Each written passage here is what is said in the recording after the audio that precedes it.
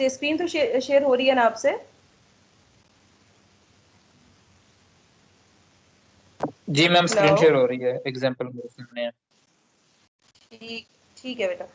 अच्छा, मैं इस एग्जांपल में आपको ये बता रही थी कि ये बिल्कुल वैसे ही सॉल्व करना है आपने जैसे आप लास्ट एग्जांपल सॉल्व कर रहे थे। फ़र्क इसमें सिर्फ ये था कि वहाँ आपके पास 2x2 का सिस्टम था, यहाँ पे हम 3x3 का सिस्टम ले रहे हैं, ठीक है।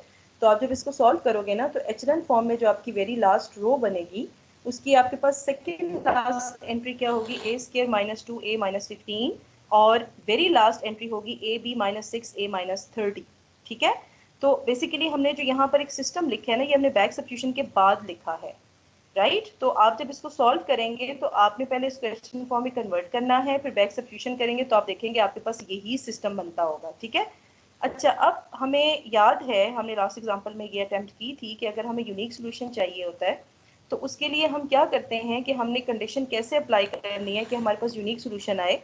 अब यूनिक सोल्यूशन आपके पास क्या होता है, द ओनली सोल्यूशन जिसमें आपके पास जितने भी अननोन्स हैं एक्स वाई जी, उन सब की एक वैल्यू आनी चाहिए, ठीक है। तो अगर आप देखें तो आपके पास जो वेरी लास्ट इक्वेशन बनी है वो आपके पास है A square minus 2a minus 15 into G is equal to A B minus 6a minus 30, ठीक है। अच्छा, अब आपके पास जो लेफ्ट साइड है जी का जो कोफिशिएंट है, इसको हम क्या कर सकते हैं, इसको सिंप्लीफाई करने के लिए हम ये कर सकते हैं कि हम यहाँ पे कंप्लीटिंग स्क्वायर करते हैं, ठीक है। और कंप्लीटिंग स्क्वायर के बाद हम यहाँ से ए की डिफरेंट वैल्यूज कैलकुलेट कर सकते हैं, ठीक है। तो अब देखें कि ए पार्ट में यूनिक सोल्यूशन पूछा जा रहा है, तो हम कहेंगे the system has a unique solution if and only if the coefficient of z is not zero. और ये बात अब आप में से हर एक को अभी तक समझ आ जानी चाहिए कि स्टेटमेंट का क्या मतलब है। हम 3 एग्जांपल्स करके आए हैं कि मैंने आपको बताया था कि यूनिक सोल्यूशन के लिए आपके पास, माइक्रोफोन म्यूट कर लें बेटा, यूनिक सोल्यूशन के लिए मैंने आपको बताया था कि आपकी एचलन फॉर्म की वेरी लास्ट रो में जो लास्ट 2 एंट्रीज होती हैं उनमें से किसी एक को भी जीरो नहीं होना चाहिए। एग्जिस्टिंग जो आपके पास एंट्रीज होती हैं, जिस तरह से यहाँ पर अगर आप देखें, आपने यहाँ पर जी के कोफिशिएंट में जो वैल्यू लिखी है, मैं इस इक्वेशन की बात कर रही हूँ, इसको समझने की कोशिश करें। हम बार बार ये चीज़ पढ़ रहे हैं कि आपके पास जो वेरी लास्ट रो आपके पास एचलन फॉर्म में होती है, उसमें जो लास्ट 2 एंट्रीज होती हैं यूनिक सोल्यूशन के लिए, इन दोनों को जीरो नहीं होना चाहिए, नॉन जीरो होना चाहिए, ठीक है। तो अब ये देखें, जो जी के कोफिशिएंट में आपके पास लिखा हुआ है ये भी नॉन जीरो होना चाहिए, और राइट हैंड साइड पे जो है वो भी नॉन जीरो होना चाहिए, ठीक है। तो अब आप देखें, अगर ये नॉन जीरो है तो ये आप अगर इस इक्वेशन को देखें तो हमने इसको नॉन जीरो लिखा है, और अभी हम यहाँ से ए की डिफरेंट वैल्यूज निकाल कैसे सकते हैं। आप इसको कंप्लीटिंग स्क्वायर करोगे ना, आपको नजर आ रहा है कि क्वाड्रेटिक इक्वेशन है, आपके पास ए की वैल्यू एक से ज्यादा निकलेगी, ठीक है। तो अब आपके पास हमने इसको कंप्लीटिंग स्क्वायर किया, और अभी हमने ये कहा है कि हमारे पास यूनिक सोल्यूशन के लिए इस एंट्री को जीरो नहीं होना चाहिए। अगर ये जीरो हो जाएगी तो होगा क्या, एनी स्टूडेंट? अगर मैं ये कहूँ A square minus 2 A minus 15 is equal to zero, तो क्या होगा?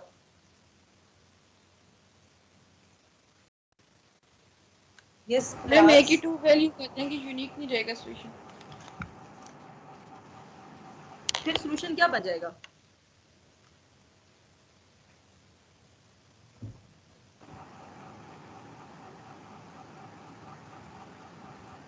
फिर किस टाइप का सोल्यूशन आएगा? यूनिक नहीं रहेगा तो फिर पीछे रह गए दो तरह के सोल्यूशन, एक को कहते हैं नो सोल्यूशन, एक को इनफाइनाइट मैनी सोल्यूशन। फिर उनमें से कौन सा आएगा अगर ये ए स्क्वायर माइनस 2 ए माइनस 15 जीरो हो जाए?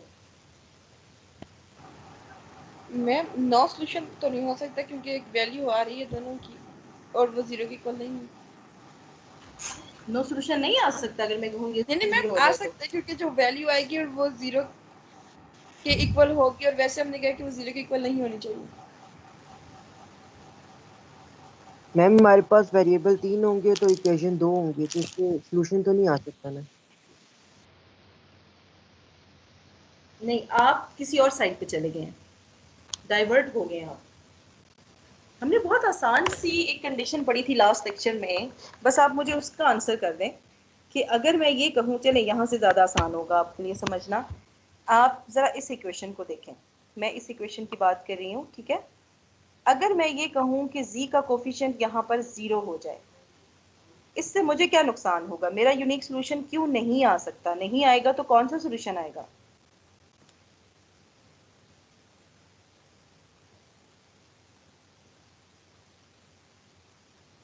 Yes class.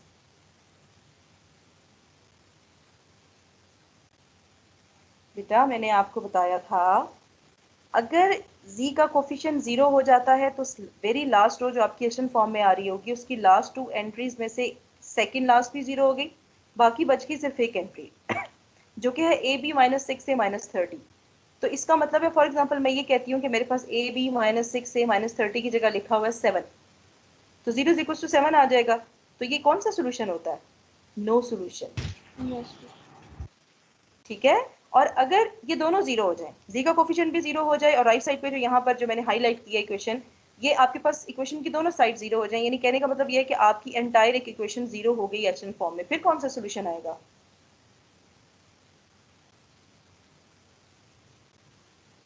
Ma'am infinite. Yes, infinite आ जाएगा और उसको समझना कोई मुश्किल बात नहीं है। वो इनफाइनाइट इसलिए होगा कि नंबर ऑफ इक्वेशंस रिड्यूस हो जाएंगी। अननोन 3 है हमारे पास, इक्वेशंस 2 हो जाएंगी, तो ऑब्वियसली फिर हमारे पास जब इक्वेशंस कम होती हैं तो हमें एक वेरिएबल को लेट करना पड़ता है, क्योंकि 3 वेरिएबल्स की वैल्यू देने के लिए मिनिमम हमारे पास 3 इक्वेशंस होनी चाहिए। अगर उनमें से एक इक्वेशन कम हो जाएगी तो इसका मतलब है कि 2 इक्वेशंस रह गई। हमें 2 इक्वेशंस 2 वेरिएबल्स की वैल्यूज तो सक्सेसफुली दे सकती हैं, लेकिन तीसरे की नहीं देंगी।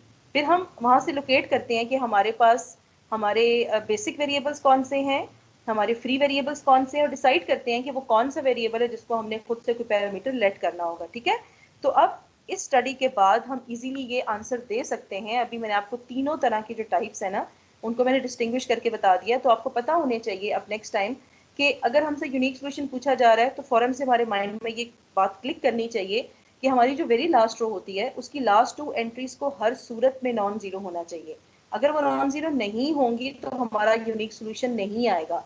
और एक और बात इंटरेस्टिंगली, अगर फॉर एग्जांपल आपकी एचलन फॉर्म की वेरी लास्ट रो की सेकेंड लास्ट एंट्री 0 नहीं होती और वेरी लास्ट 0 हो जाती है, तो रिमेंबर दैट कि तब भी आपके पास यूनिक सोल्यूशन आ सकता है। कैसे आ सकता है?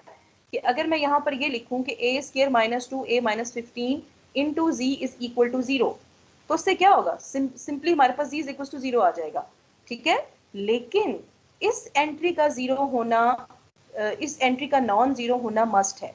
ये जो आपके पास सेकेंड लास्ट एंट्री होती है ना, यानी फोकस आपका इस बात पे होना चाहिए, आपको अपनी एचएल फॉर्म में ये चीज देखनी है कि आपकी वेरी लास्ट रो की सेकेंड लास्ट एंट्री को कभी भी 0 नहीं होना चाहिए in order to get the unique solution. और जब ये कुछ क्वेश्चंस आप अटेम्प्ट करोगे तो आपको प्रैक्टिस के थ्रू ये खुद समझ आ जाएगी कि इसके 0 होने से हमारे पास यूनिक सोल्यूशन नहीं आता, क्योंकि वो नो सोल्यूशन की तरफ चला जाता है। ठीक है।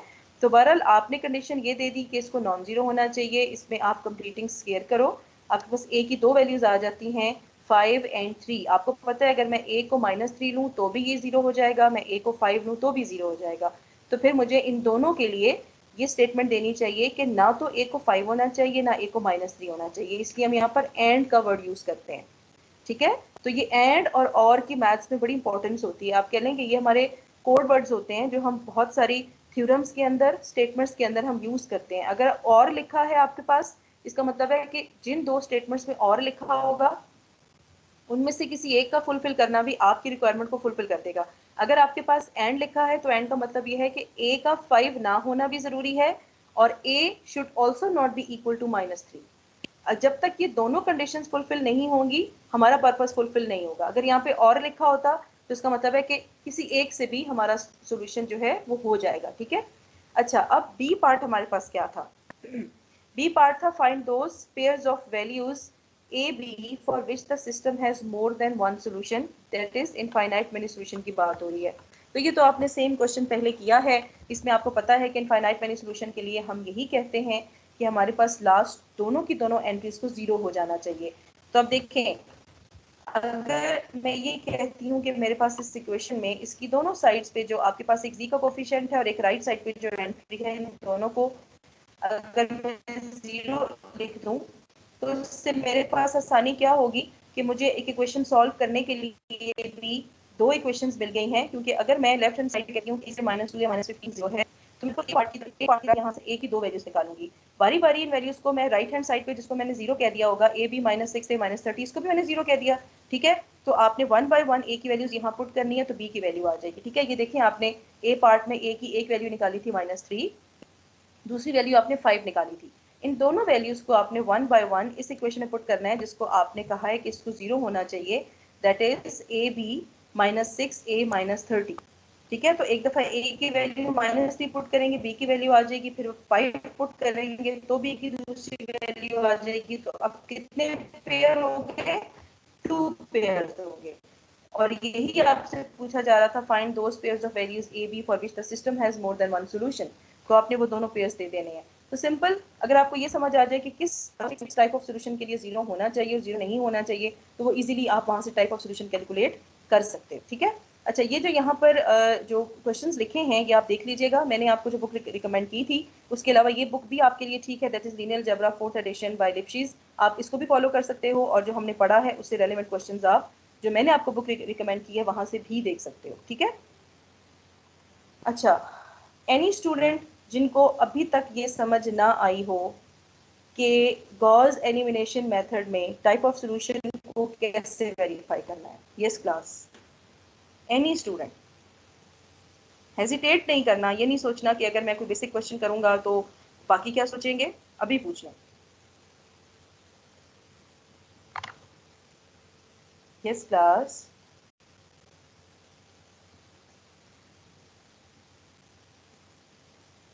अच्छा जी, नहीं पूछना। मैं अब दूसरी स्लाइड्स आपके साथ शेयर कर रही हूँ। ठीक है, and it's related to the other topic that is vector spaces. ठीक है, मुझे ज़रा कंफर्म कीजिएगा कि आपसे स्लाइड शेयर हो रही है या नहीं। जी बताइएगा क्लास प्लीज़। यस मैम, हो रही है। ओके, अच्छा, सिस्टम ऑफ लीनियर इक्वेशंस के बाद अब हमारा जो नेक्स्ट टॉपिक है लीनियर अलजेब्रा में, वो है वेक्टर स्पेसेस। ठीक है, अच्छा, वेक्टर स्पेसेस क्या होता है, इसको पढ़ने से पहले अगर आप में से कोई ये ट्राई करे थोड़ा प्री रिक्वेस्ट को पढ़ने के लिए, तो ये बहुत अप्रिशिएटेड होगा, क्योंकि इससे आपको वेक्टर स्पेसेस अच्छे से समझ आ जाएगा। मैंने आपको एक बुक बताई थी, mathematical methods by SM Yusuf. ठीक है, आपको याद होगा मैंने आपसे कहा था कि ये बुक भी आप एज हेल्पिंग बुक यूज कर सकते हैं। इस बुक में सेकेंड चैप्टर है ग्रुप्स के नाम से। ठीक है, अगर आप वेक्टर स्पेसेस की प्री रिक्वेस्ट पढ़ना चाहते हो कि फील्ड क्या होती है, ठीक है, यहाँ पर हम बार बार फील्ड का जिक्र करेंगे, और फील्ड का बहुत इंपॉर्टेंट रोल है वेक्टर स्पेसेस में, क्योंकि अगर आपको फील्ड समझ में नहीं आया क्लास, तो आप वेक्टर स्पेस को नहीं अंडरस्टैंड कर सकेंगे। तो अगर आप ये समझना चाह रहे हो कि ये फील्ड कहाँ से आया है, फील्ड बनने के लिए एक नॉन एम्प्टी सेट को किन किन कंडीशंस को सेटिस्फाई करना चाहिए, तो आप ये चैप्टर 2 पढ़ लें एसएम यूसुफ की बुक से। ग्रुप्स इस चैप्टर का नाम है। यहाँ पर आपको थोड़ी सी स्टडी इस तरह से करनी पड़ेगी कि आप ग्रुप से पढ़ना शुरू करें। पहले वो आपको ग्रुप्स बताएगा कि ग्रुप्स अंडर एडिशन क्या होता है, मल्टीप्लिकेशन क्या होता है, इससे रेलेवेंट कुछ आप एफएससी में पढ़ के आए होंगे। आपने जस्ट ग्रुप के कुछ एग्जाम्स पढ़े होंगे, मैं आपको आपके सामने वो रिवाइज करती हूँ, तो आपको आई थिंक याद आ जाएगा कि हम ये कहते थे कि हमारे पास कोई भी नॉन एम्प्टी सेट जी एक ग्रुप बनता है अगर वो 4 मेन एग्जाम्स को सेटिस्फाई करे, जिसमें पहला एग्जाम ये होता था कि it should be closed under addition. For example, अगर मैं ऑपरेशन एडिशन का लेती हूँ, जो कि हम कोई भी ऑपरेशन ले सकते हैं, वो हमारे पास मल्टीप्लिकेशन भी हो सकता है। ठीक है, तो पहली कंडीशन थी कि it should be closed under addition. जैसे कि मैं कहूँ कि अगर ए और बी जी से बिलोंग कर रहे हैं, तो ए प्लस बी को भी जी से बिलोंग करना चाहिए।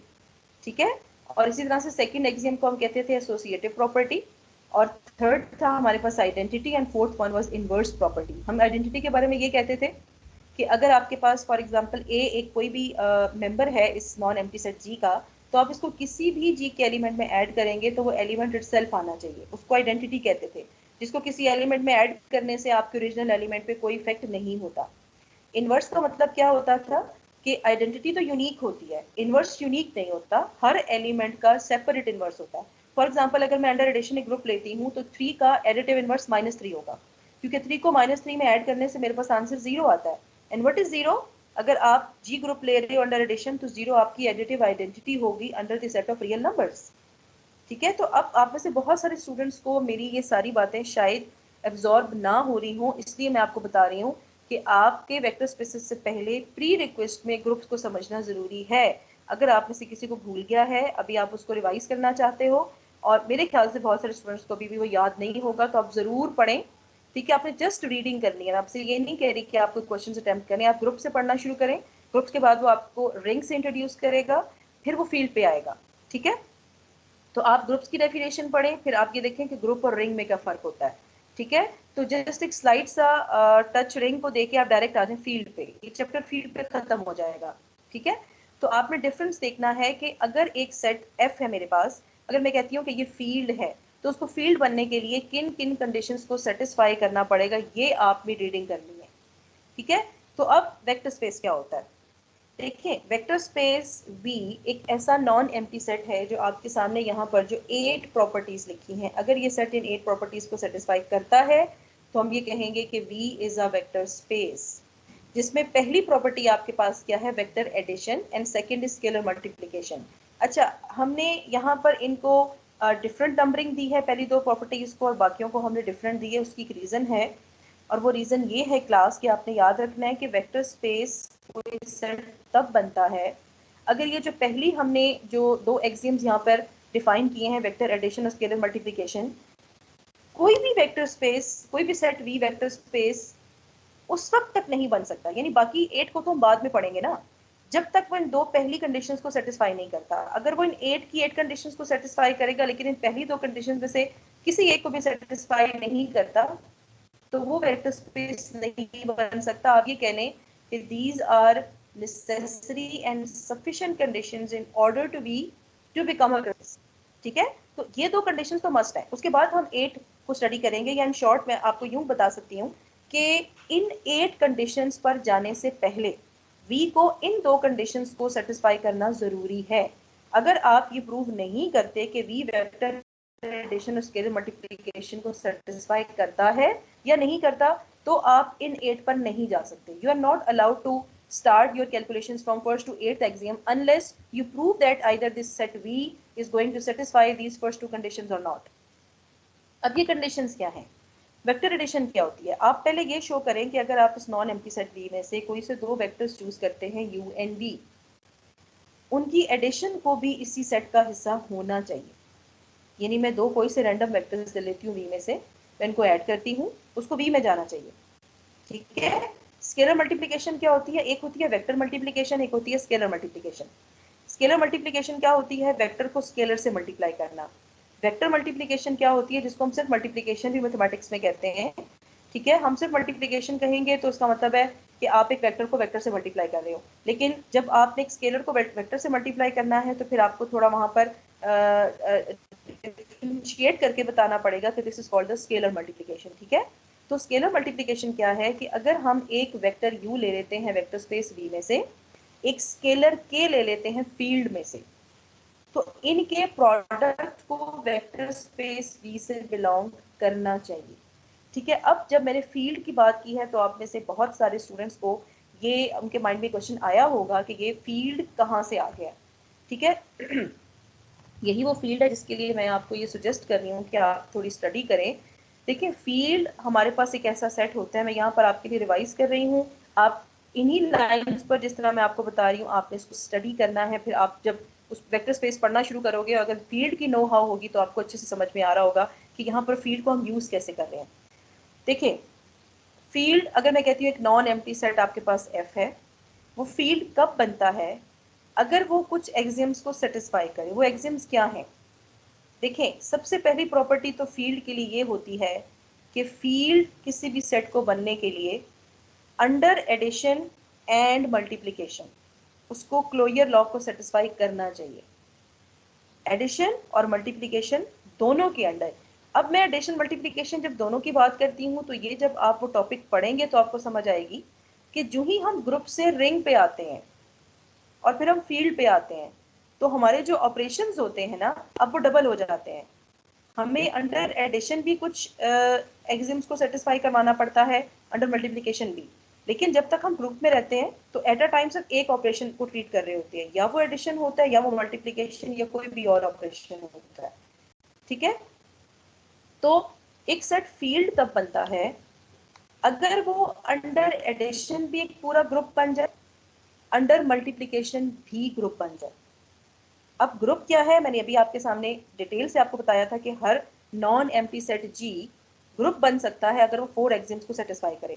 तो अगर मैं कहती हूँ कि एक सेट मेरे पास फील्ड है, तो उसको अंडर एडिशन भी ग्रुप होना चाहिए, अंडर मल्टीप्लिकेशन भी ग्रुप होना चाहिए। यानी मैंने आपको जो 4 एक्सिम्स बताए थे, मैंने आपको अंडर एडिशन बताए थे, इन्हीं 4 एक्सिम्स को अंडर मल्टीप्लिकेशन भी आप देख लें। तो अगर अंडर एडिशन भी ये 4 एक्सिम्स सेटिस्फाइड हो रहे हैं, अंडर मल्टीप्लिकेशन भी सेटिस्फाई हो रहे हैं, तो ये अंडर एडिशन भी ग्रुप बन गया, अंडर मल्टीप्लिकेशन भी। तो ये तो आपके पास पहली 2 कंडीशंस हो गई फील्ड की। अब तीसरी कंडीशन क्या है? तीसरी कंडीशन फील्ड के लिए ये है कि आपके डिस्ट्रीब्यूटिव लॉज सेटिस्फाई होने चाहिए। अब डिस्ट्रीब्यूटिव लॉज भी जब आप वो चैप्टर पढ़ोगे तो आपको आसानी से समझ आ जाएगी कि ये डिस्ट्रीब्यूटिव लॉज क्या होते हैं। देखें, डिस्ट्रीब्यूटिव लॉज ये होते हैं कि आप किसी भी सेट से 2 एलिमेंट लेते हो। फॉर एग्जांपल मैं जिस ऑपरेशन पे बात कर रही हूँ, मैं कहती हूँ एडिशन है।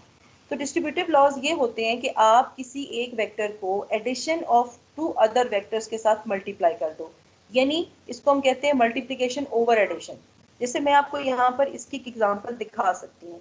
ये अगर आप देखें ना, मैं इसको हाईलाइट करके आपको बताती हूँ। सॉरी,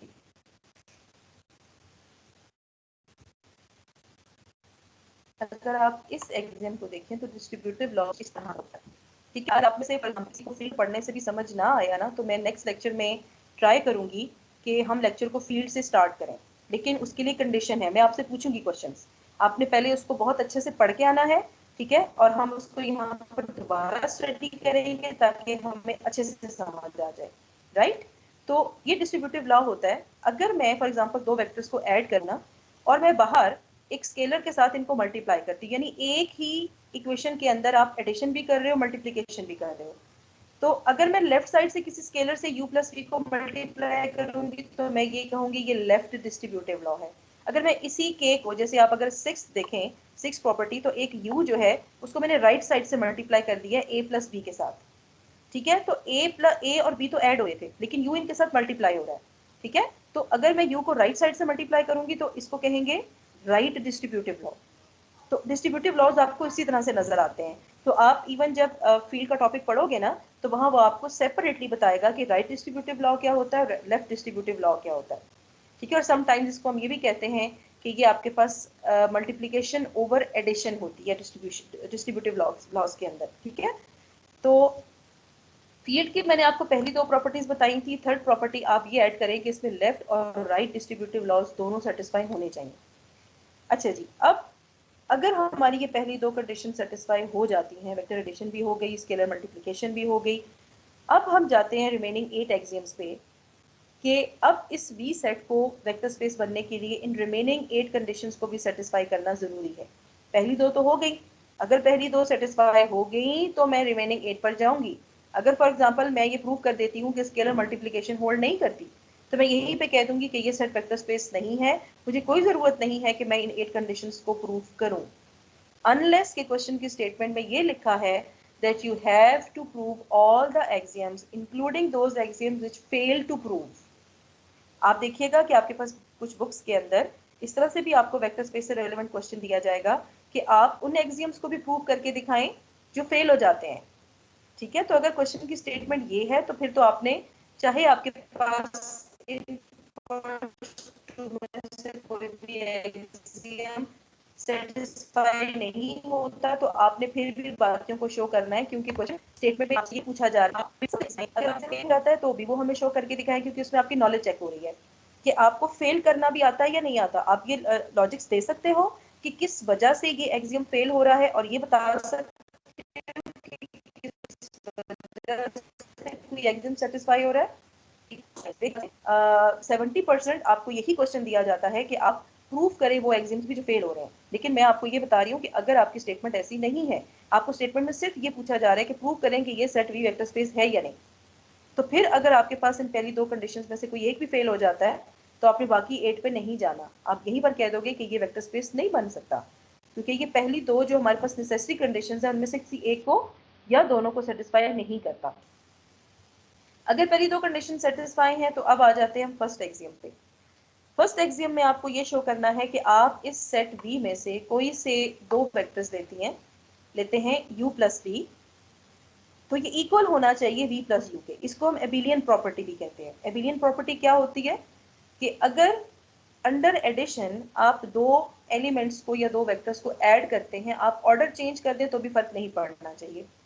अब हम बुक्स के अंदर, कुछ बुक्स के अंदर एक इनमें इनको डिफ्रेंशिएट करने के लिए याद रखिएगा कि जो पहली प्रॉपर्टी है, अगर ये अंडर एडिशन सेटिस्फाई हो रही हो तो इसको कहते हैं एबेलियन प्रॉपर्टी। अगर ये अंडर मल्टीप्लिकेशन सेटिस्फाई हो रही हो तो इसको कहते हैं कम्यूटेटिव प्रॉपर्टी। यानी मैं एडिशन की जगह यहाँ मल्टीप्लिकेशन लिख दूं और मैं कहूँ कि u dot v is equals to v dot u, तो इसको कम्यूटेटिव प्रॉपर्टी कहते हैं। लेकिन कुछ बुक्स के अंदर, लिटरेचर के अंदर कहीं पर ऐसे भी है कि वो एबेलियन को कम्यूटेटिव भी कहते हैं, कम्यूटेटिव को एबेलियन भी कहते हैं, लेकिन वो शो करेंगे कि अगर इवन वो एबेलियन को कम्यूटेटिव कह रहे होंगे तो वो शो करेंगे कि ऑपरेशन कौन सा है।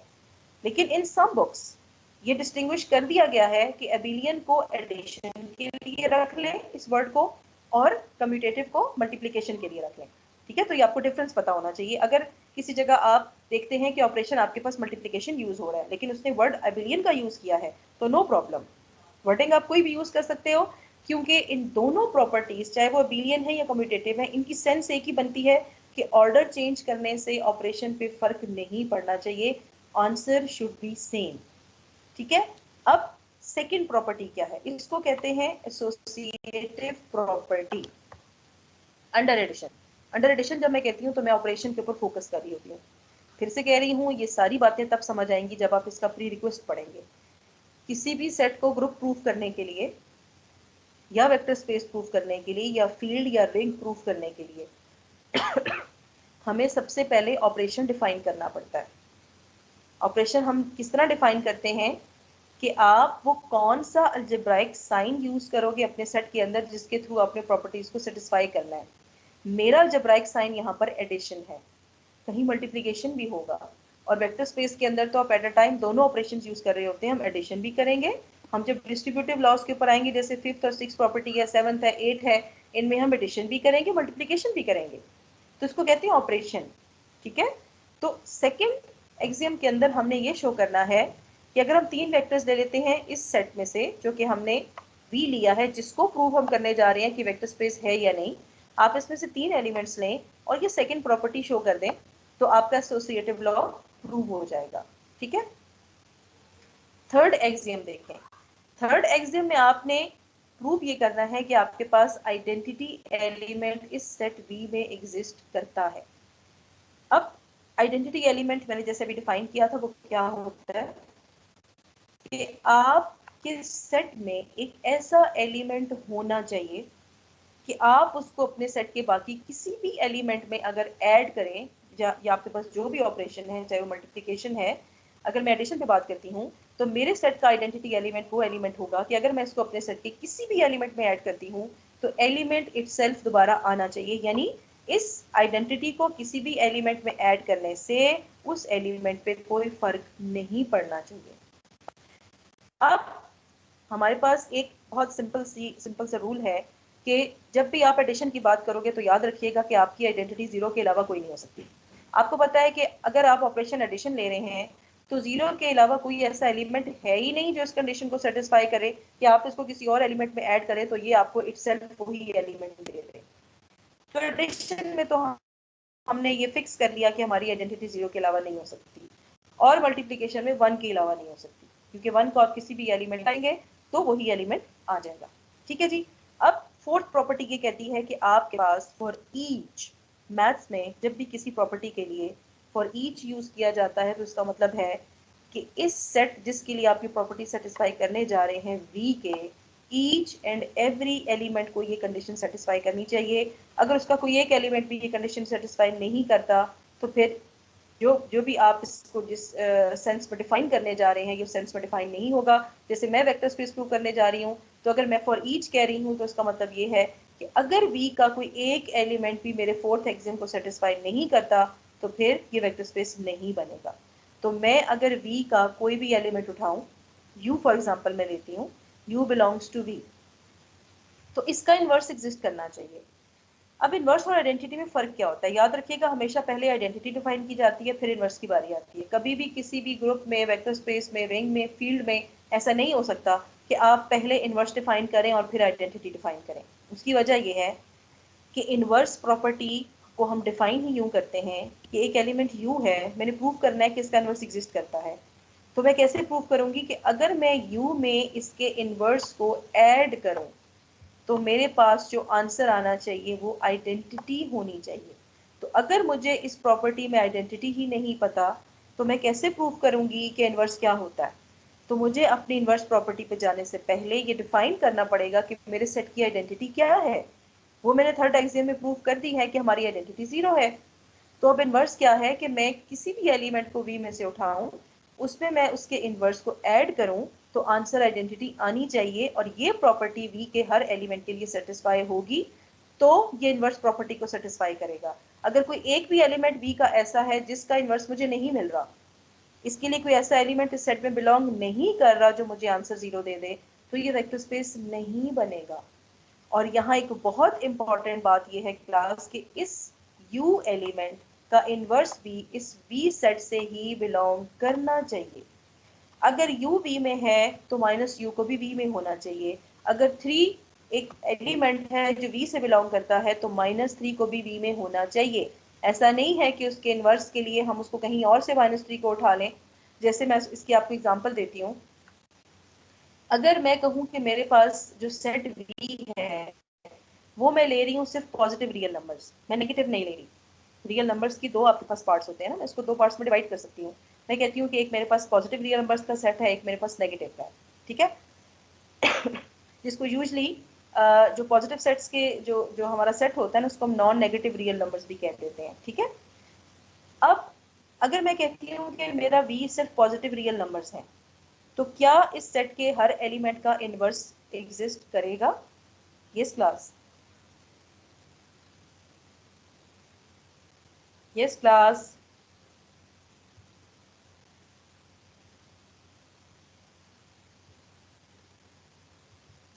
मैम क्वेश्चन दोबारा करिएगा। नहीं जी मैम, मैंने क्योंकि पूछा उसके है कि अंदर नेगेटिव नंबर्स नहीं है। ठीक है, तो कौन सी प्रॉपर्टी सेटिस्फाई नहीं होगी?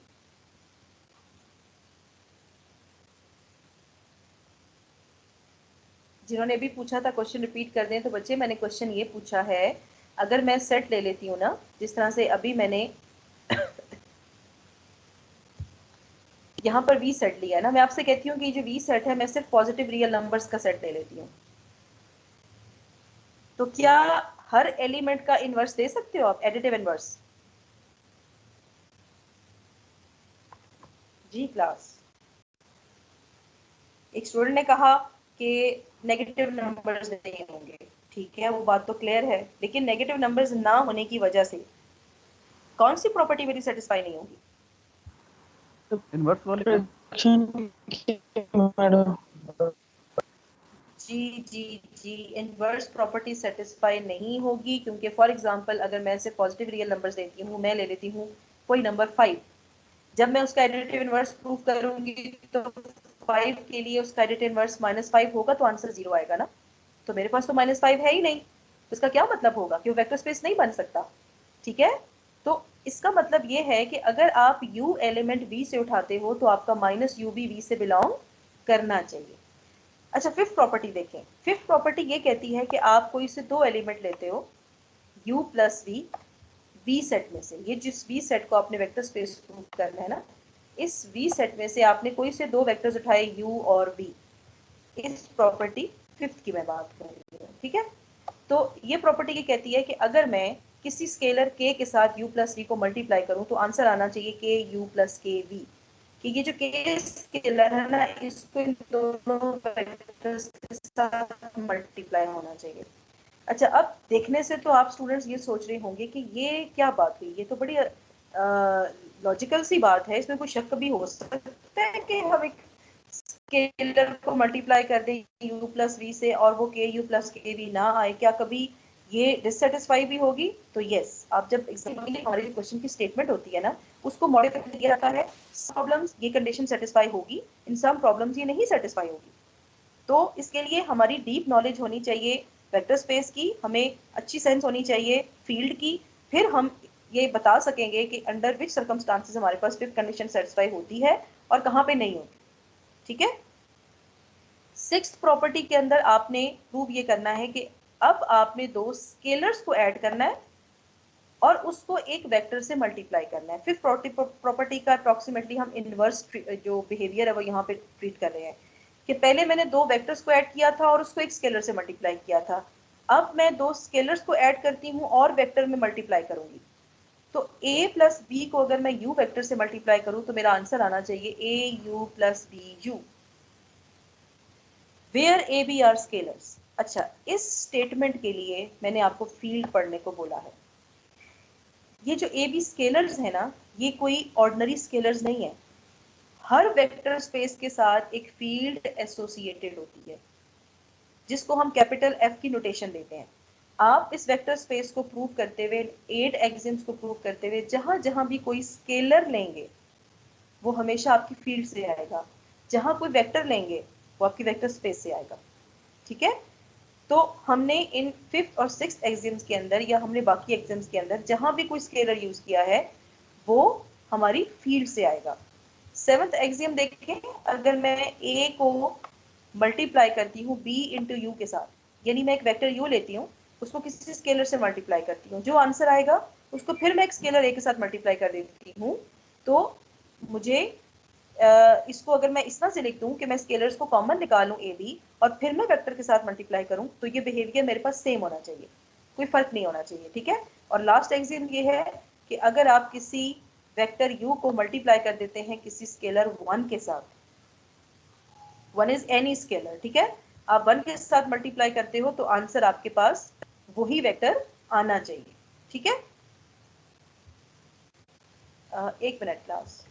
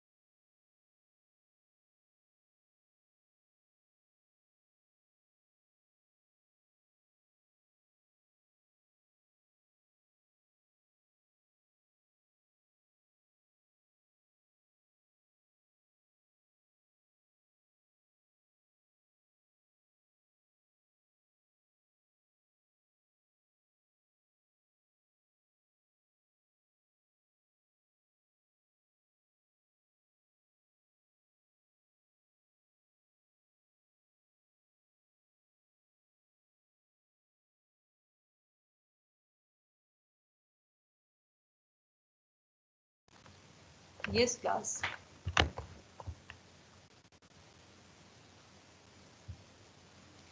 अच्छा जी, अब अगर हमारी ये 8 प्रॉपर्टी सेटिस्फाई हो जाएंगी तो जो V सेट है वो क्या बन जाएगा, वेक्टर स्पेस। ठीक है, अच्छा अब एग्जांपल्स की तरफ आते हैं।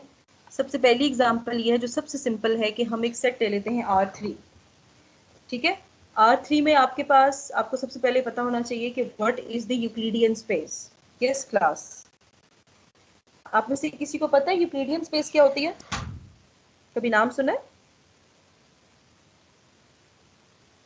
जी? एनी स्टूडेंट, यूक्लिडियन स्पेस क्या होती है?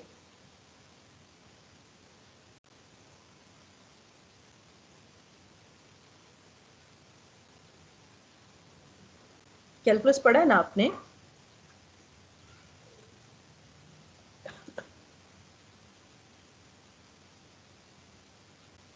एनी स्टूडेंट, यूक्लिडियन स्पेस कभी नहीं पढ़ा बेटा? मैम एक्स वाई और जी एक्सेस जो हमारे पास होते हैं वेक्टर स्पेस में। बेटा ये बात तो ठीक है, इसमें कार्टेशियन कोऑर्डिनेट्स होते हैं, लेकिन यूक्लिडियन स्पेस होती है simple r to the power n। ठीक है, r to the power n का मतलब है कि अगर मैं n को 1 कहूंगी तो मेरे पास r आ जाएगा, set of real numbers. r की पावर 2 कहूंगी तो मेरे पास ऑर्डर्ड पेयर में आपके पास 2 डायमेंशनल प्लेन आ जाएगा जिसमें x और y एक्सिस होते हैं which are perpendicular to each other. हम जब इनको एक दूसरे के ऊपर परपेंडिकुलर रखते हैं तो हमारे पास 2 डायमेंशनल कार्टेशियन कोऑर्डिनेट्स के अंदर एक प्लेन सिस्टम आ जाता है। अगर मैं n को 3 रखूंगी तो मेरे पास 3 डायमेंशनल कोऑर्डिनेट सिस्टम आ जाता है जिसमें हमारे पास एक एक्सिस होते हैं, x एक्सिस, एक y एक्सिस, एक z एक्सिस, जो 3 डायमेंशनल कोऑर्डिनेट सिस्टम होता है। फिर इसी तरह से n को हम वेरी करते चले जाते हैं। तो हम इनको जब सम अप करते हैं ना, r की पावर n, जैसे मैंने इसको एक दफ़ा 1 कहा, फिर मैंने इसको 2 कहा, 3 कहा, अगर मैं इसको 0 कहूंगी तो ऑब्वियसली मेरे पास सिर्फ एक सिंगल पॉइंट आ जाएगा, एक नंबर स्केलर आ जाएगा। तो इस सेट को जब कंबाइन करते हैं तो r की पावर n को कहते हैं यूक्लिडियन स्पेस। और स्पेस का वर्ड इसलिए यूज किया जाता है कि इसकी हर डायमेंशन आपको, जैसे जैसे आप n को वेरी करते चले जाते हैं, ये आपको एक नई स्पेस देता है। ठीक है, आप जब इसको R1 रखते हैं तो ये आपको 1 डायमेंशनल स्पेस जस्ट एक रियल लाइन देता है। आप इसको n को 2 रखते हैं, ये आपको 2 डायमेंशनल स्पेस देता है। फिर आपको 3 रखते हैं इसको तो आपको 3 डायमेंशनल स्पेस देता है, अप टू सो ऑन। ठीक है, तो जब भी आप बुक्स के अंदर देखिएगा, जहां पे भी वो R2 लिखेगा, R3 लिखेगा, उसके साथ वो यूक्लिडियन स्पेस की बात करेगा। तो फिर आपको समझ आनी चाहिए कि यूक्लिडियन स्पेस कैसे इससे रिलेटेड है। ठीक है, सो यहाँ पर जो हम सेट ले रहे हैं, अच्छा अब यहाँ पर एक बड़ा कॉमन सा कॉन्सेप्ट है क्लास के, देखें अगर मैं यहाँ पर मुझसे ये पूछा जाए कि आप यहाँ पर एक स्केलर और वेक्टर को ज़रा डिस्टिंग्विश करके बताएं। आप में से किसी स्टूडेंट के माइंड में जो ज़रा डीप सोचने के आदी हैं, उनके माइंड में ये बात आ सकती है ना कि हमने अभी वेक्टर स्पेस की डेफिनेशन पढ़ी, तो हम उस डेफिनेशन में वेक्टर और स्केलर के बारे में बड़े कॉन्शियस हैं। हम वेक्टर को अलग सोच रहे होते हैं, स्केलर को अलग सोच रहे होते हैं, और बात ये सही है क्योंकि वेक्टर के लिए v रखा गया है, स्केलर के लिए f रखा गया है। तो फर्क क्या है? देखिए मैं अभी आपको जो यहाँ पर डिफरेंस बता रही हूँ, इसको जरा गौर से सुनना है क्योंकि ये हम आगे इसी पे बेस करते हुए हम वेक्टर स्पेस के क्वेश्चंस को सॉल्व करेंगे, और इसको कुछ भी नहीं है। हमें सिर्फ फील्ड को वेक्टर स्पेस के साथ रिलेट करना जब आ जाएगा ना, तो हमें ये क्वेश्चन मुश्किल नहीं लगेंगे। और यहाँ मैंने मुश्किल का वर्ड इसलिए यूज किया है क्लास के, आप जो सिस्टम ऑफ लीनियर इक्वेशंस पढ़ के आए हो ना, उससे आपको ये टॉपिक थोड़ा सा डिफरेंट लगेगा।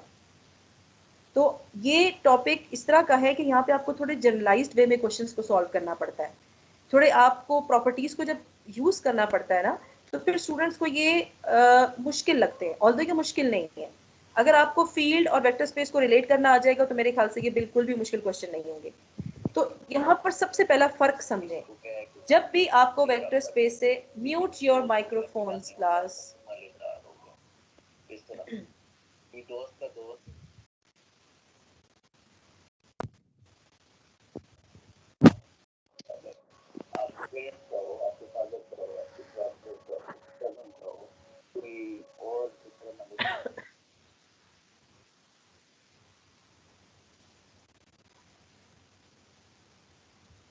तो सबसे पहला हमने यहाँ पे फर्क समझना है। मुझे बार बार क्लास स्टॉप करनी पड़ती है आप लोगों को म्यूट करने के लिए। Class please be careful. देखें यहाँ पर हमने एक स्केलर और वेक्टर में फ़र्क कैसे करना है। देखें आपको जब भी क्वेश्चन दिया जाएगा ना वेक्टर स्पेस से रेलेवेंट, तो आपने सबसे पहले वहाँ से ढूंढना है कि आपकी फील्ड क्या है। आपको हर क्वेश्चन में वो ये नहीं स्पेसिफिकली बताएगा कि ये आपकी फील्ड है। जब x, y, z जो कि सेट ऑफ रियल नंबर से बिलोंग करते हैं, जब मैं इनको इस ऑर्डर में लिखती हूँ कि x, y, z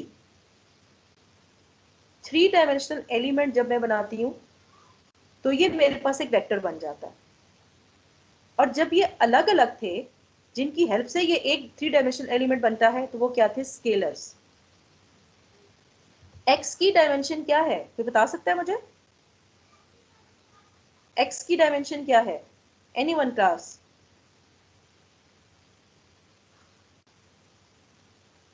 any one of you? ये जो x ऑनली लिखा हुआ है, मुझे इसकी जरा डायमेंशन बताएं। 1 मैम।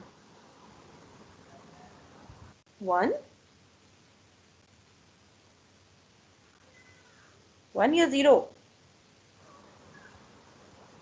1। यस 1। y की डायमेंशन क्या है? इसके भी 1 है। और z की भी 1 है। तो वन डायमेंशनल, यस, तो 1 डायमेंशनल एलिमेंट रियल लाइन से आएंगे। ठीक है, अब इसकी एक डायमेंशन है, लेकिन जब मैंने इन तीनों को कंबाइन करके इस तरह का एलिमेंट बना लिया जिसमें मेरे पास 3 कंपोनेंट्स हैं, x, y, z, this is no more a scalar, now it becomes a vector.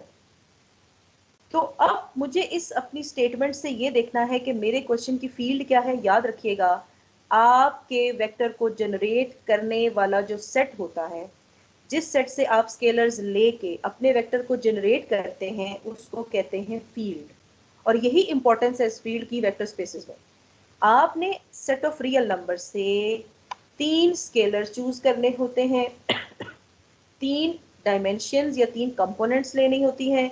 उनको आप जब इस ऑर्डर में लिखते हैं तो आपका जो एलिमेंट जनरेट होता है एक्स वाई जी वो R3 में चला जाता है। ठीक है, तो इसका मतलब क्या हुआ कि हमारी फील्ड क्या है, सेट ऑफ रियल नंबर्स, और जिसको वेक्टर स्पेस हमने प्रूव करना है वो हमारा R3 है, जिसका हर एलिमेंट एक्स वाई जी की तरह लिखा जाएगा, जिसके 3 कंपोनेंट्स होंगे। सो R3 is a vector space under addition and scalar multiplication defined by this। हमें इस क्वेश्चन के अंदर ये प्रूव करना है कि ये जो R3 है ये एक वेक्टर स्पेस है। ठीक है, और फील्ड भी हमें पता चल गई कि वो हमारा सेट ऑफ रियल नंबर्स है। और अंडर दीज 2 ऑपरेशंस हमने ये प्रूव करना है कि either R3 is a vector space और नॉट। वो ऑपरेशंस क्या हैं? अब ये ऑपरेशंस भी आपके क्वेश्चन का हमेशा पार्ट होंगे। आपको क्वेश्चन में बताया जाएगा कि आपके ये ऑपरेशंस कौन से हैं। ठीक है, तो अगर आप देखें सबसे पहला जो आपको ऑपरेशन दिया जा रहा है this one is, 2 operation question में देना मस्ट है। वो ऑपरेशंस कौन से हैं मैं इसके लिए आपको आपकी लास्ट स्लाइड दिखाती हूँ। मैंने आपको बताया था कि इन 2 के बगैर आपका क्वेश्चन सॉल्व नहीं हो सकता। वो क्या है कि सबसे पहले तो ये कि आपकी वेक्टर एडिशन सेटिस्फाई होनी चाहिए, आपकी स्केलर मल्टीप्लिकेशन सेटिस्फाई होनी चाहिए। तो ये सेटिस्फाई कैसी होगी? अगर मैं इन 2 ऑपरेशंस को ना भी देखूं और मैं इसके बाद बाकी ऑपरेशंस को देखूं तो उससे भी मुझे क्या बात समझ में आ रही है?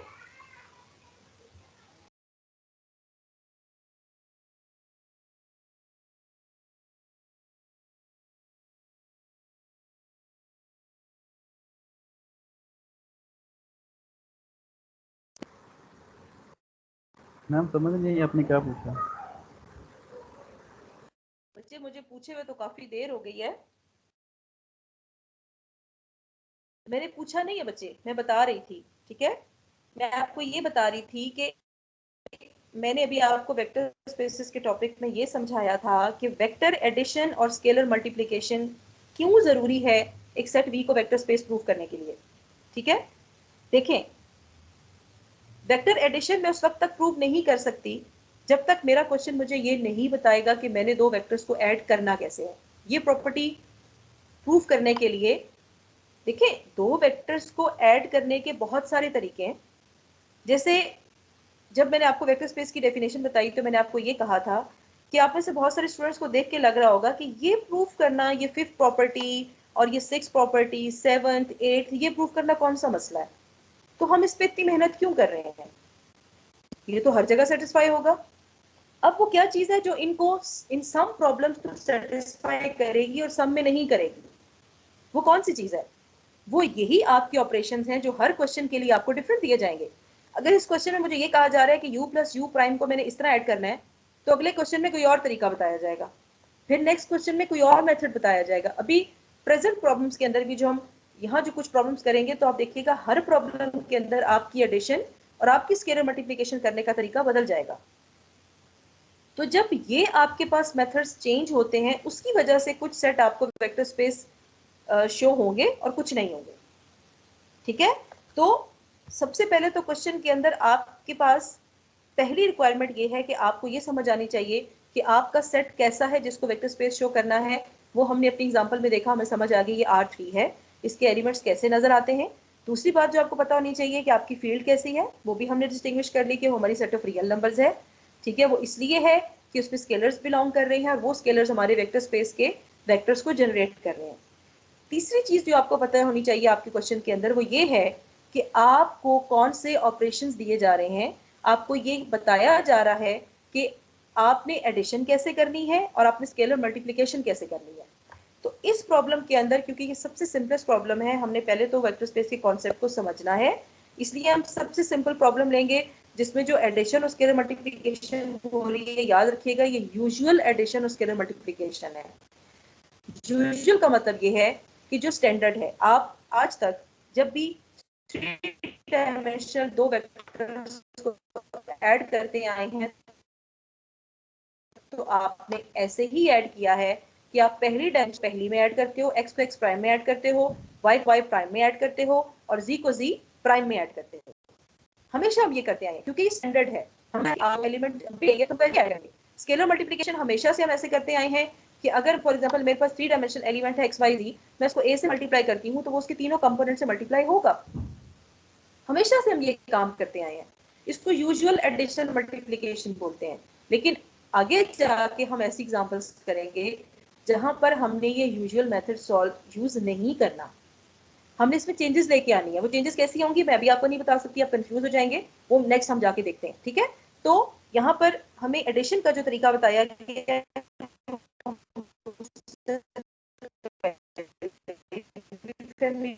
है, मल्टीप्लिकेशन का तरीका बताया गया हमें पहले से पता है, लेकिन हमें कैसे हो रहे हैं और ये स्केलर मल्टीप्लाई कैसे हो रहे हैं। मैं सिर्फ यहाँ पर लिख दूं that the addition and scalar multiplication is according to the usual method, or adopt the usual method of addition and scalar multiplication। मैं ये स्टेटमेंट दे दूं तो आपको समझ आ जानी चाहिए कि जो standard way of adding and multiplying the two vectors of R3 जो मेथड है आप उसी को अडॉप्ट करोगे, ठीक है। और उसमें मसला नहीं है, हम हमेशा से ऐसे ही करते आए हैं। तो अब हम क्वेश्चन को स्टार्ट करते हैं। सबसे पहली प्रॉपर्टी हमने क्या सेटिस्फाई करनी है, अब जरा आप चले जाएं प्रॉपर्टीज पे। सबसे पहली प्रॉपर्टी आपने सेटिस्फाई करनी है वेक्टर एडिशन, फिर स्केलर मल्टीप्लिकेशन। जब ये दो प्रॉपर्टीज सेटिस्फाई हो जाएंगी तो फिर हम 1 पे जाएंगे। अगर इनमें से कोई एक भी डिससेटिस्फाई हो जाता है तो हम 1 पे नहीं जा सकते। इन पहली दो प्रॉपर्टीज के सेटिस्फाई होने का एक और नाम भी है और उसको कहते हैं हमारे जो यहाँ पर way of adding and multiplying the vectors of R3 है, हम इसको यूं बोलते हैं कि these additions and multiplications are well defined। Well defined का मतलब ये है कि जो यहाँ पर क्वेश्चन के अंदर लिखा गया है कि इसको ऐड कैसे करें, मल्टीप्लाई कैसे करें, वो लॉजिकल है। कोई ऐसी बात नहीं लिखी गई जो हमारी समझ से बाहर आई, जो हो नहीं सकती। इसका मतलब क्या है, अभी जो मैंने बात की है बहुत सारे स्टूडेंट्स को नहीं समझ आई होगी, मैं आपको समझाती हूँ। ये जो पहली प्रॉपर्टी है ना वेक्टर एडिशन और स्केलर मल्टीप्लिकेशन, इसका जवाब आपको अपने क्वेश्चन से मिल जाएगा, प्रूफ करने की जरूरत ही नहीं है। कैसे?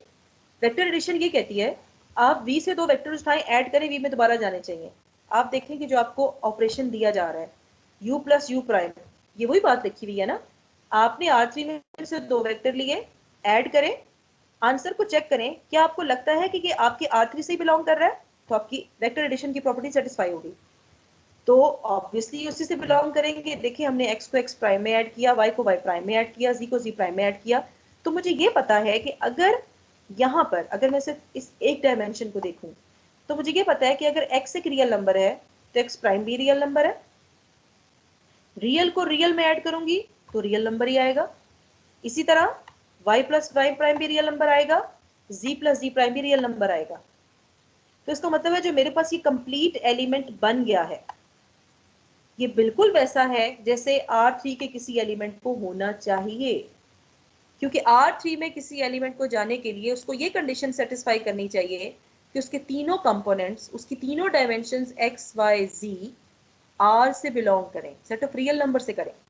तो अगर मेरा ये एलिमेंट जिसको मैंने इक्वेशन 1 का यहाँ पे नाम दिया है, अगर ये एलिमेंट इस कंडीशन को सेटिस्फाई कर रहा है कि इसकी हर डायमेंशन एक रियल नंबर है, तो ये एलिमेंट R3 में सक्सेसफुली चला जाएगा और ये यहाँ सेटिस्फाई हो रही है।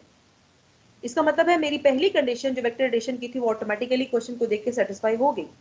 तो इन दो कंडीशंस को देखने के लिए वेक्टर एडिशन स्केलर मल्टीप्लिकेशन के लिए आपको क्वेश्चन के अंदर जो एडिशन और मल्टीप्लिकेशन के रूल्स दिए जाएंगे उनको देख के आंसर कर दें, ठीक है।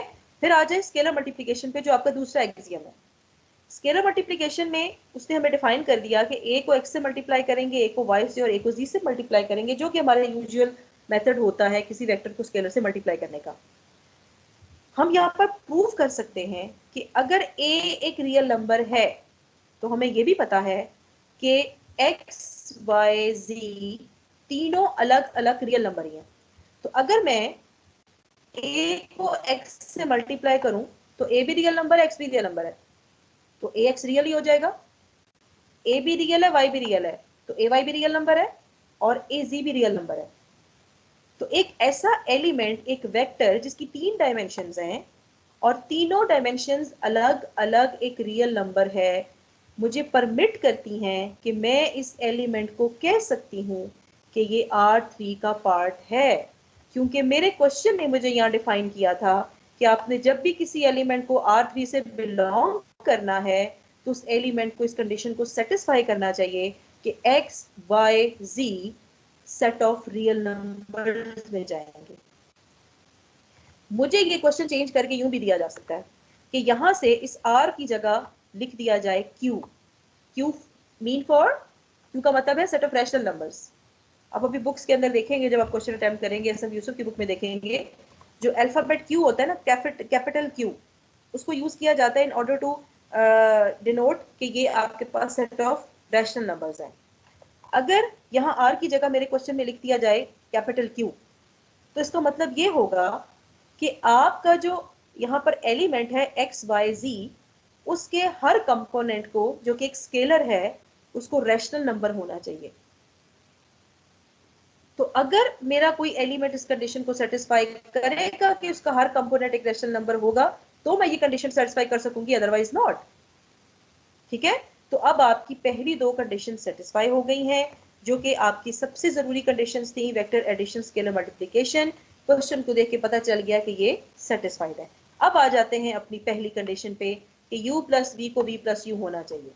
तो ये देखें, पहली कंडीशन से हमने यहाँ से स्टार्ट किया, जिसको वैसे हमें थर्ड कहना चाहिए क्योंकि 2 कंडीशन हम सेटिस्फाई कर चुके हैं, तो अब तीसरी है, लेकिन उनके लिए हम डिफरेंट नोटेशन यूज करते हैं और यहाँ पर हम इसको 1 कहेंगे।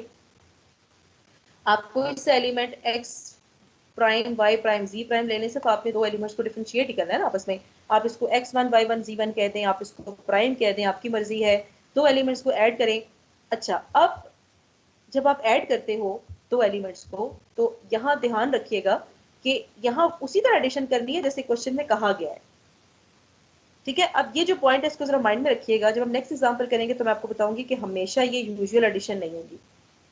समटाइम्स ये मेथड चेंज करके दिया जाता है, फिर जो जैसे क्वेश्चन के अंदर चेंज किया जाता है हम उसको वैसे ही करते हैं, अपनी मर्जी नहीं करेंगे हम।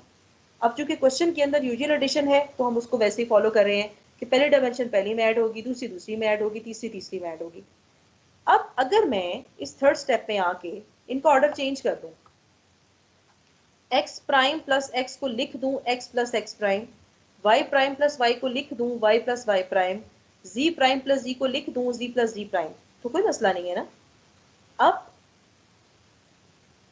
ये इतना आसान नहीं है कहना कि जी आप इनको ऐड कर दें, कोई मसला नहीं है। सॉरी, इसका जवाब आपको तब मिलेगा जब आप फील्ड को पढ़ेंगे। अगर f फील्ड नहीं होगा, फील्ड मेरा क्या है यहाँ पर, set of real numbers. Field वो सेट होता है जिसे आपके स्केलर्स बिलोंग करते हैं। मेरा x prime, y prime, z prime, x, y, z, ये 6 स्केलर्स हैं मेरे पास इस टाइम, और ये 6 के 6 स्केलर्स मेरी फील्ड से बिलोंग कर रहे हैं, जो कि सेट ऑफ रियल नंबर्स हैं। और मुझे ये पता है कि सेट ऑफ रियल नंबर्स एक फील्ड है, और फील्ड को फील्ड बनने के लिए बहुत सारे एक्सियम्स को सेटिस्फाई करना पड़ता है। उनमें से एक एक्सियम ये भी कहता है क्या फील्ड के 2 एलिमेंट्स उठा लें, आप उनका ऑर्डर चेंज। तो मैंने इसी प्रॉपर्टी को यहाँ पे यूज करके कहा है कि चूंकि x प्राइम और x फील्ड से बिलोंग करते हैं, तो अगर मैं इनका ऑर्डर चेंज कर दूं तो मुझे कोई फर्क नहीं पड़ेगा, क्योंकि r फील्ड है, इसलिए मैंने इतनी आसानी से यहाँ पे लिख दिया है। तो चूंकि फील्ड इस कंडीशन को सेटिस्फाई करता है, तो मैं लिख सकती हूँ कि u prime plus u equal है u प्लस u प्राइम के, ऑर्डर डजंट मैटर हियर। ठीक है, अब आ जाए सेकेंड प्रॉपर्टी पे। और ये जो मैंने आपको फर्स्ट प्रॉपर्टी समझाई है, इसको जब आप फील्ड पढ़ेंगे तो जरा सोचिएगा कि आप फील्ड की हेल्प से ये आंसर कैसे कर सकते हैं।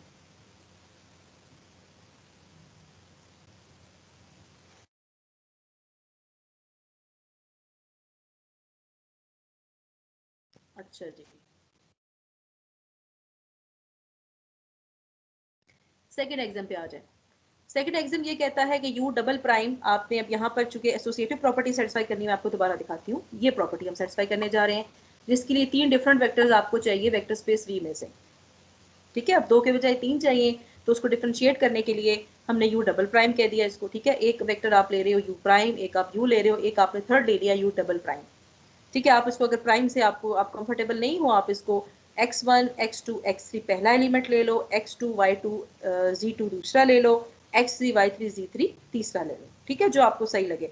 अब आपने एसोसिएटिव प्रॉपर्टी सेटिस्फाई करनी है जो कि यहाँ पर लिखी हुई है, ये देखें, ये आपने सेटिस्फाई करनी है। और ये आप बहुत दफ़ा पहले देख चुकी हो कि इसको एसोसिएटिव प्रॉपर्टी क्यों कहते हैं। बस इसमें जस्ट आपने ऑर्डर को किस तरह से चेंज करना होता है, एक एलिमेंट को बाहर रखा जाता है एक वेक्टर को, बाकी दोनों को ऐड किया जाता है, और फिर हम बताते हैं कि अगर हम इनका ऑर्डर चेंज भी कर दें एडिशन में तो इससे कोई फर्क नहीं पड़ना चाहिए, इसको एसोसिएटिव प्रॉपर्टी कहते हैं। तो हम किसी भी प्रॉपर्टी को प्रूव करने का जो हमारे पास मेथड होता है, आप सब उससे फेमिलियर होंगे, वो ये होता है कि आप अगर आपने फॉर एग्जांपल एक इक्वेशन प्रूव करनी है ना, तो इसके दो तरीके हैं। एक तरीका ये है कि आप लेफ्ट हैंड साइड को प्रूव करना शुरू करें और राइट हैंड साइड के इक्वल शो कर दें। दूसरा तरीका ये है कि लेफ्ट हैंड साइड को भी सेपरेटली एक सिंप्लीफाइड फॉर्म तक सॉल्व करें, फिर राइट हैंड साइड को भी सिंप्लीफाइड फॉर्म तक सॉल्व करें। अगर आपके आंसर्स दोनों के सेम आ जाते हैं तो आपकी इक्वेशन प्रूव हो जाएगी।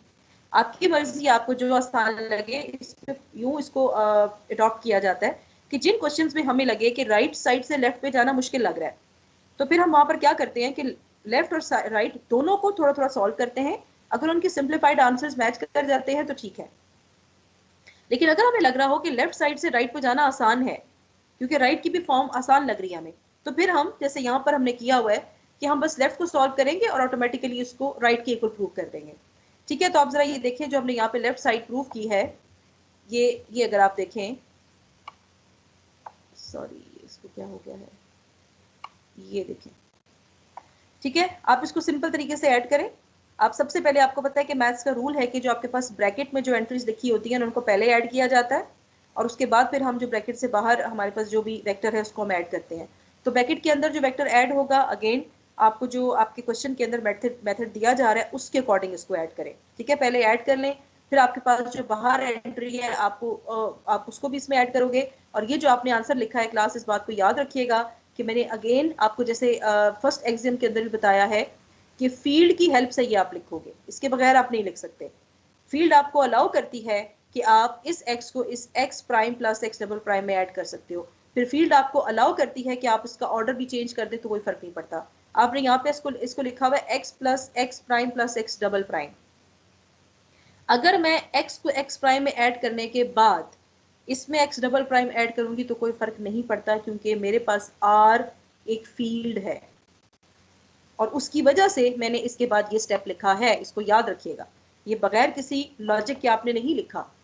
आप यहाँ पे राइट साइड पे रीजनिंग देके लिखोगे एग्जाम के अंदर कि हम इस स्टेप पे इस वजह से आए हैं क्योंकि आर एक फील्ड है, ठीक है। So this is equal to the right hand side. अगर आप इस पे गौर करें तो ये आपके पास लिखा हुआ है u plus you prime plus U double prime, ठीक है।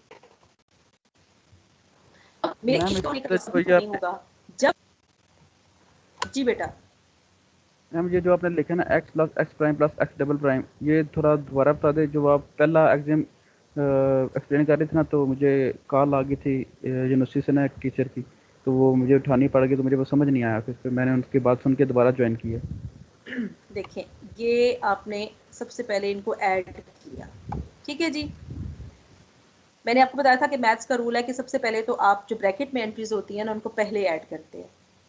तो आपने यहाँ पर ब्रैकेट में जो आपके पास u प्राइम और u डबल प्राइम लिखा है, पहले इनको ऐड करें, फिर आप इनके बाहर जो वेक्टर लिखा होगा x y z उसको आप इसमें ऐड करोगे। अब आपका जो क्वेश्चन है, आपको स्टार्ट में जो बताया गया था कि आपने दो वेक्टर्स को ऐड कैसे करना है, जो मैंने आपको बताया हर क्वेश्चन में आपको वे ऑफ एडिंग और स्केलर मल्टीप्लिकेशन दिया जाएगा। उसमें आपको बताया गया था कि जब भी दो वेक्टर्स को ऐड करें तो पहली डायमेंशन पहले में ऐड होगी, दूसरी डायमेंशन दूसरे में ऐड होगी और तीसरी डायमेंशन तीसरे में ऐड होगी, ठीक है। तो x को ऐड होना है x prime plus x double prime में, y को ऐड होना है y prime plus y double prime में और z को ऐड होना है z prime plus z double prime में। तो ये तो आप इस स्टेप तक पहुंच गए।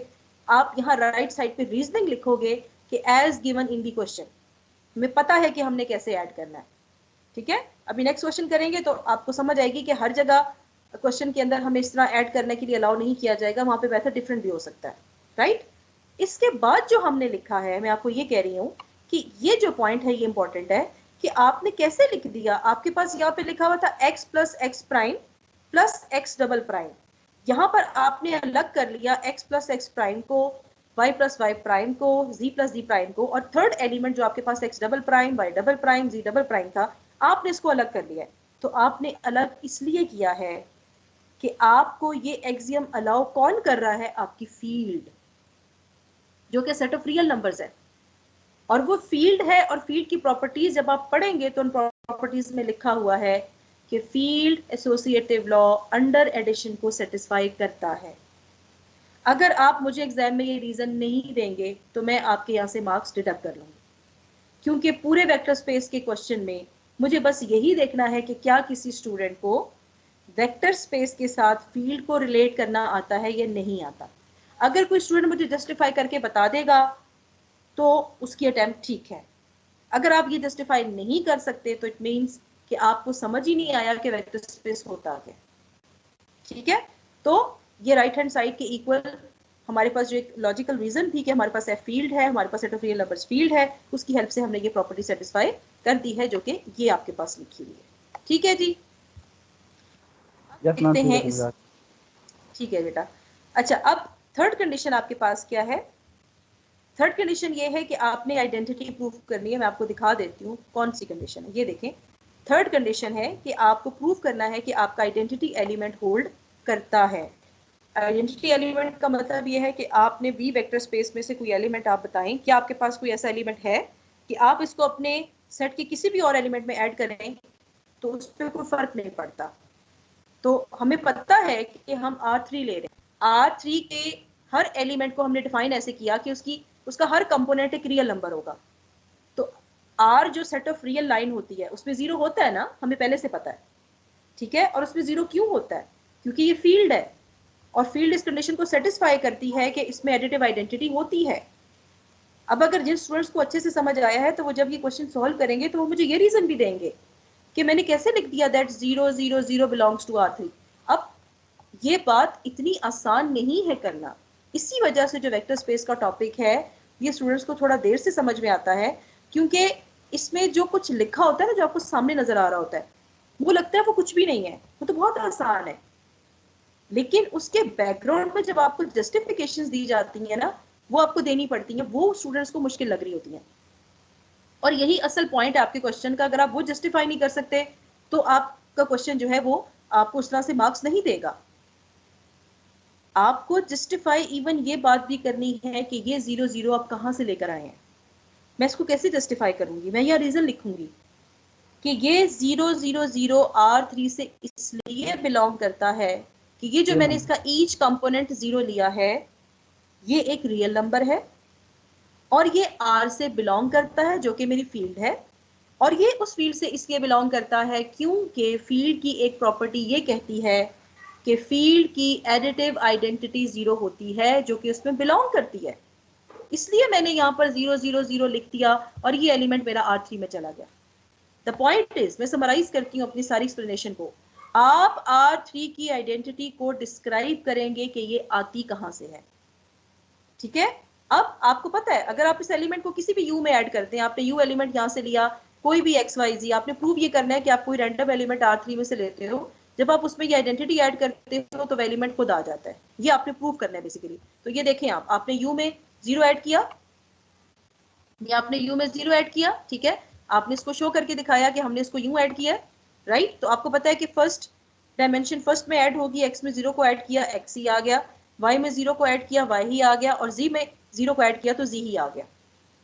और ये जो मैं x में 0 को ऐड करती हूँ, y में 0 को ऐड करती हूँ, z में 0 को ऐड करती हूँ, तो ये मेरे पास दोबारा x y z क्यों आ रहे हैं? यहाँ पर भी आप लॉजिक देंगे क्योंकि x y z और 0 ये ऐसे 4 स्केलर्स हैं जो हमारी फील्ड से बिलोंग करते हैं, जो कि सेट ऑफ रियल नंबर्स है, और सेट ऑफ रियल नंबर्स की एडिटिव आइडेंटिटी 0 होती है, जो ये अलाउ करती है कि अगर इसको R के किसी भी एलिमेंट में ऐड किया जाए तो वो एलिमेंट खुद आ जाता है।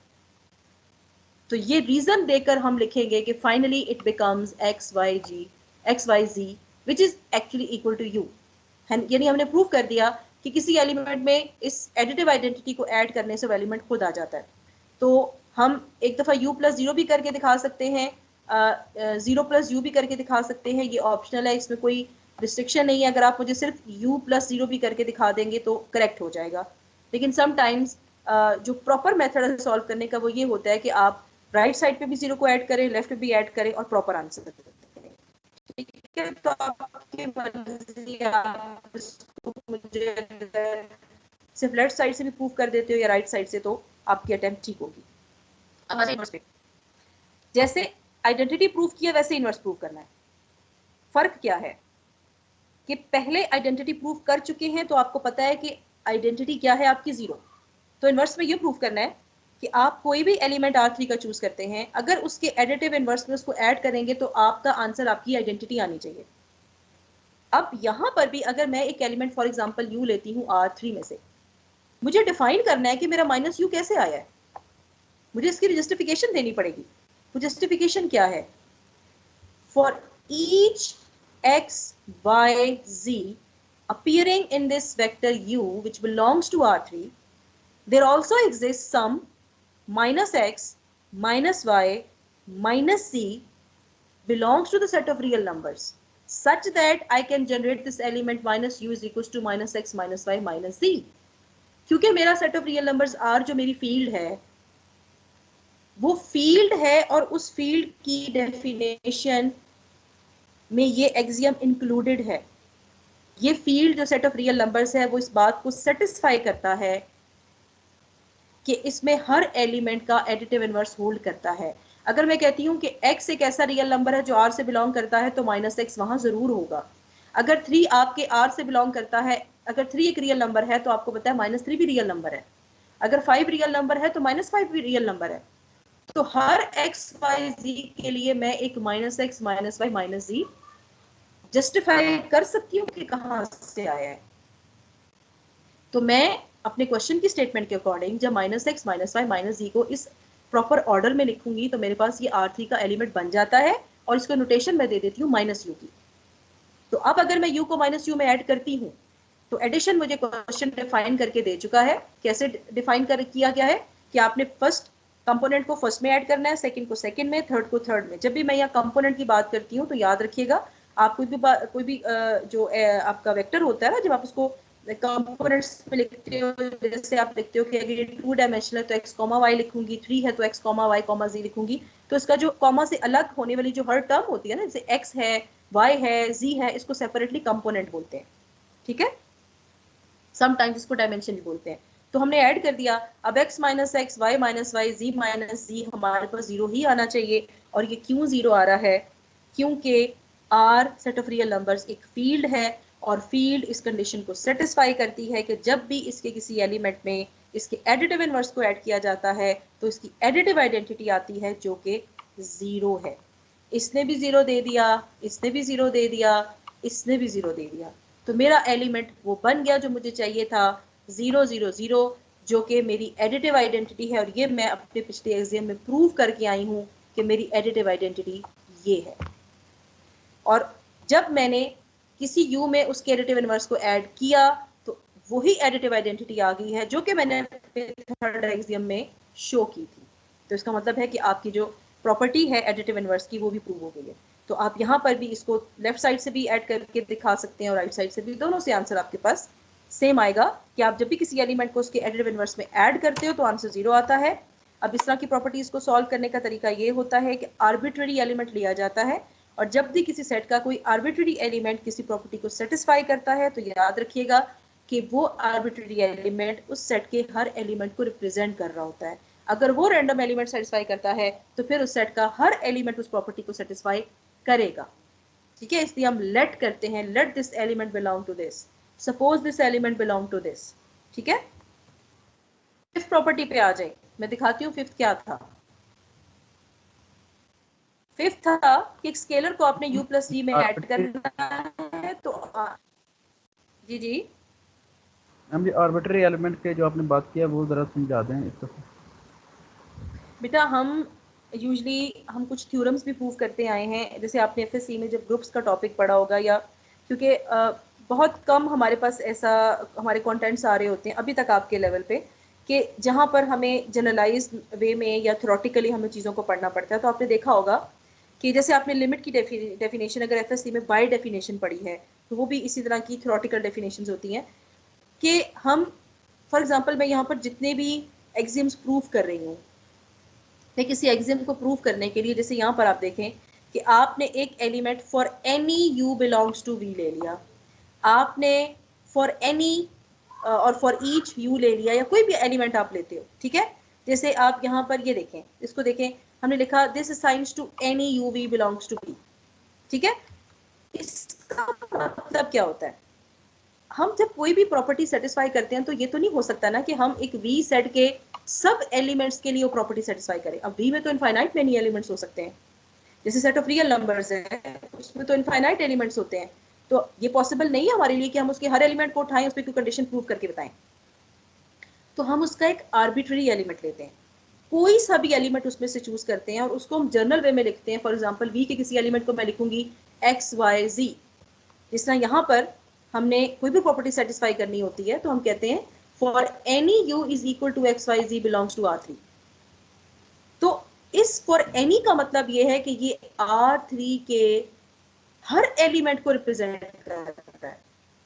अगर कोई प्रॉपर्टी इस आर्बिट्ररी ने सेटिस्फाई कर दी तो हम ये कहेंगे कि R3 का हर एलिमेंट इस प्रॉपर्टी को सेटिस्फाई करता है, ठीक है।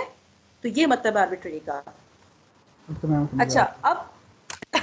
अब जो फिफ्थ प्रॉपर्टी है ना, उस पे जाने से पहले अगर आपको इन पहली प्रॉपर्टीज में से कोई बात समझ नहीं आई तो पूछ लें, क्योंकि फिफ्थ से ऑनवर्ड और तरह की टाइप के एग्जाम्स आ जाते हैं, उससे पहले और तरह के एग्जाम्स आते हैं। तो अगर ये हाफ क्वेश्चन भी आपको समझ आ जाए तो रिमेनिंग हाफ कब आएगा, कोई प्रॉब्लम है तो अभी पूछ लें। मैम बेसिकली इसमें जो करने वाला काम तो है वो तो सिंपल ही है, बस इसके अंदर हमें ये याद रखना है कि वेक्टर क्या होता है, स्केलर क्या होता है, फील्ड क्या होती है, वेक्टर फील्ड से कैसे रिलेट करता है, हम कैसे एलिमेंट उठा सकते हैं, उसको प्रूव कैसे कर सकते हैं, बस। वैसे इसकी मैथमेटिक्स तो सिंपल ही इसके अंदर है। जी बेटा बिल्कुल, और मोस्ट इम्पॉर्टेंटली बिल्कुल आपकी बात ठीक है। जब आप फील्ड पढ़ोगे ना तो आपको अपनी स्टेटमेंट की जस्टिफिकेशन खुद ब खुद मिल जाएगी कि हम यही कुछ कर रहे होते हैं। हमें देखने से ये सब बातें बहुत आसान लग रही होती हैं कि हमने ऐड कर दिया, हमने एसोसिएटिव प्रॉपर्टी सेटिस्फाई करवा दी, हमने कम्यूटेटिव एबिलियन को देख लिया, U1 को U2 में ऐड किया तो वो U2 U1 कैसे हो गया। असल बात ये है कि इसकी बेस स्टार्ट होती है ग्रुप से। जब हमें ग्रुप समझ आ जाता है ना कि ग्रुप में closure, associative, abelian, inverse, identity, ये प्रॉपर्टीज कैसे सेटिस्फाई होती हैं, तो हम देखने से सब कुछ बहुत आसान लग रहा होता है, लेकिन उसकी डीपनेस में आप जाएं तो उसकी डीपनेस में ऐसे कॉन्सेप्ट्स हैं कि अगर आपको वो समझ आएंगे तो आपको नजर आएगा कि जो देखने से इतना आसान लग रहा है असल में उसमें ये बातें थी, ठीक है। तो आप ग्रुप से पढ़ना शुरू करेंगे, फील्ड तक जाएंगे, आपका कॉन्सेप्ट क्लियर होगा, फिर आप वेक्टर स्पेस को स्टार्ट करेंगे तो आपको समझ आ जाएगी कि बेसिकली हम इसमें कर क्या रहे हैं। अलजेब्राइक ऑपरेशंस को ऑपरेट करके देख रहे होते हैं कि हमने किसी भी सेट को वेक्टर स्पेस कैसे शो करना है, ठीक है। Any other question?